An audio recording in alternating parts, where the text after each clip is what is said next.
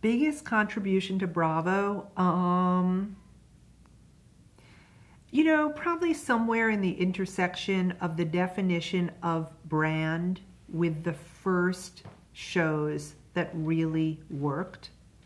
And that tight of an imprint really has lasted in terms of, almost every piece of unscripted IP has its roots either literally, almost every unscripted show that is still today on the network came of age during those first 10 years and 8 years.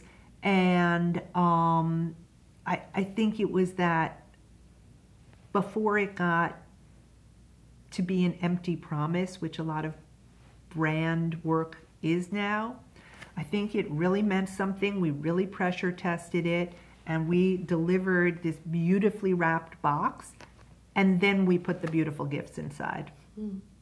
I know Martha Stewart wrote a beautiful article about you where she said you can tell a Bravo show just by looking at it, and that's you. Yep, that's right. Yep. And there was an article titled The Affluencer about you. Do you wear that proudly? I absolutely do. It was an incredible business set of the way to build something for the long term.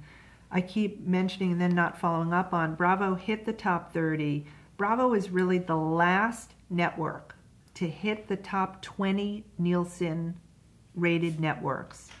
I haven't checked it in a couple of years, but after Bravo hit the top 20, a network that was not in the top 20 never entered the top 20 again.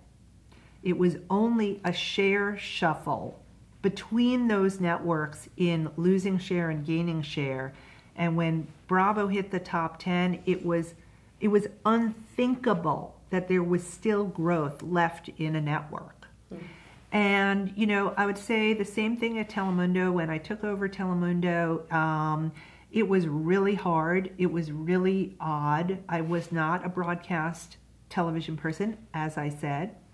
And I certainly was not a native Spanish speaker. And so the combination of the two, it was like, you're never going to do it. It's never been successful. NBC's had it for 10 years. And, through a combination of really understanding who that audience is and basic television and business tactics that just hadn't been done right, we shaved point after point, share point after share point off of our prime competitors' rating, Univision, and onto Telemundo's. We said, my gift to Telemundo is about to happen. I pitched my new boss, Steve Burke, and said, hey, you know what I think? I think we should go try to win the World Cup rights for Telemundo. And it was like a joke. It was like, for folks going over to Zurich, Switzerland and dealing, first of all, we had immense expertise in Olympic bidding. We had immense expertise in sports rights. Sure.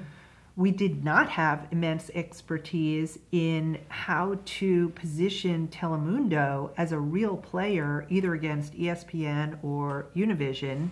And the fact is, we walked out of Zurich, Switzerland 5 days later with the World Cup rights, which was unthinkable.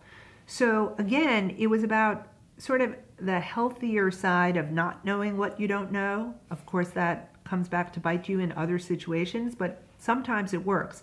I didn't know that I didn't know how to produce a movie. I didn't know that I didn't know how to run a network. I didn't know that I didn't know how to run a Spanish language network. I didn't know that I didn't know how to win, the hardest rights in the world to win. And I didn't know that I didn't know how to, launch digital platforms that others would model themselves after. And, you asked what success was built on before. And I think it is similar, not exactly the same, but similar for a show and a business. It's about a vision that someone has and an audience that it's going to be for. and a team that is high functioning, firing every piston, the engine block working, and you hit a bump in the road and the team comes back together, the engine starts to fire again, and you're schooled by that team when you go astray, and you try to mentor that team when you think that team is kind of straying from the original vision. And, you know, the smooth parts of the road have to be more frequent and for longer duration than the bumps in the road, but both exist for sure.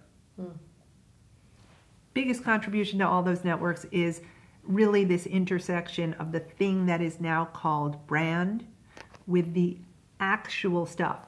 The brand doesn't work if the programming isn't there. And that's something I learned early on in promotion and marketing. Promos and marketing's job is to get people to sample the stuff. You've got to get them there, and there has to be evidence that they came to your watering hole. If that water tastes like crap and they run away, they'll never listen again. They'll never listen again. And that is why anything that premieres as a flop, that you can bring them back, that's the really amazing part. It's not producing the hit show. It's turning it around so that something you really believe in ultimately works. And so you can say that for a big business, you can say that for a single show.